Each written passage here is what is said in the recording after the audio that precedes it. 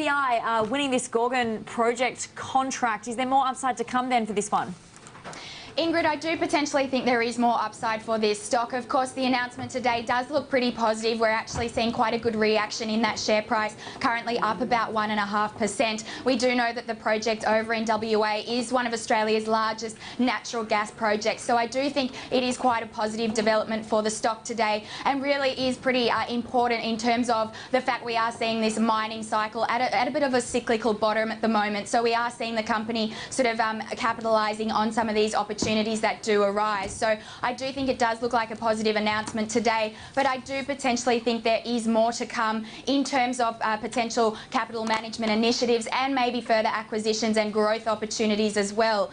Recently we saw the company coming out with a pretty strong result despite facing some pretty tough market conditions at the moment. We actually saw their net debt at about $33 million and very low gearing of about 1.6%, and that of course enabled them to announce a buyback of about 10%. So post this buyback, and given that they have capacity to increase their gearing to about 20 to 30%, we actually estimate that they have about $250 million of capacity available for future acquisitions. So I do think that the strong cash flows in the coming year will continue, and I do think in the short term that share price is going to be supported by announcements such as today, which do look positive. Of course, that buyback, which is supporting that share price, and any potential future acquisitions as well.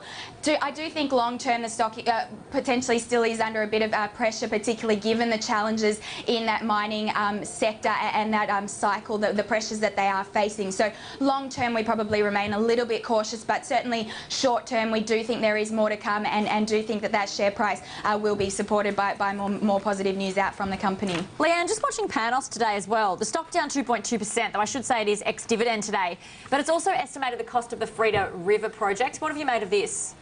That's exactly right. So we do need to be mindful it is ex-dividend, but I think it is also coming under a bit of pressure from the announcement today. Of course, recently on the 25th of August, we saw that they had completed the acquisition of that Freda River project.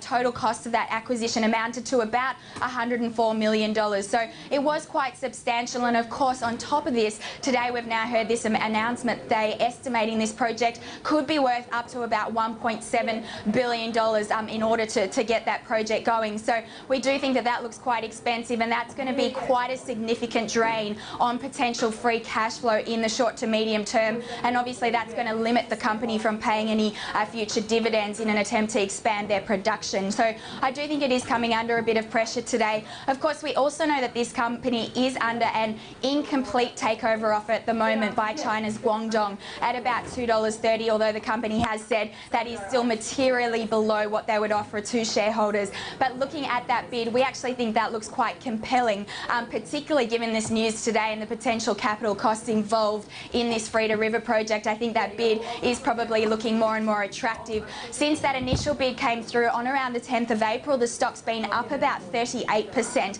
It is still trading below that $2.30 level at the moment. I think that's reflecting a little bit of uncertainty around the takeover bid actually going through. But in our mind, we actually think it looks quite fully valued at this stage. We do think there are significant risks involved, particularly with the capital outlay of this Freda River project, and also in terms of any formal offer actually coming through from Guangdong. We think there are potential risks. So looking at the outlook for this one, we do remain very cautious, and no surprises that we are seeing that share price coming under pressure today. Yeah, just quickly, Leanne, as well on the broader market, we're up now 0.3%. What's driven the sort of upside to the market today?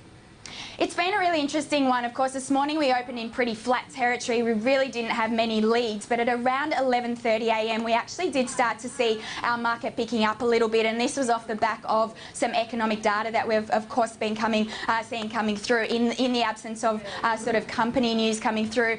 We did see that trade deficit coming through, which was a little ahead of expectations, and of course those building approvals for July were pretty strong as well. So we did see some pretty positive developments, and I think that's potentially pushing our market higher today. The best performers being that energy sector, telcos and healthcare, so we're seeing investors jumping back into some of those yielding stocks, but the worst performers being utilities, although we do need to be mindful that AGL is ex-dividend today, so that is actually dragging down on that sector. And of course materials as well. We saw some lower commodity prices coming through overnight, so again that's dragging down on that material space, but fairly quiet in terms of volumes, only about $1.5 billion, so very light But overall, it has been interesting. I think it's been driven by a lot of this economic data, and of course we're waiting for this RBA rate decision, so we'll have to see what happens after that one too. Leanne Jones, great to get your analysis as always.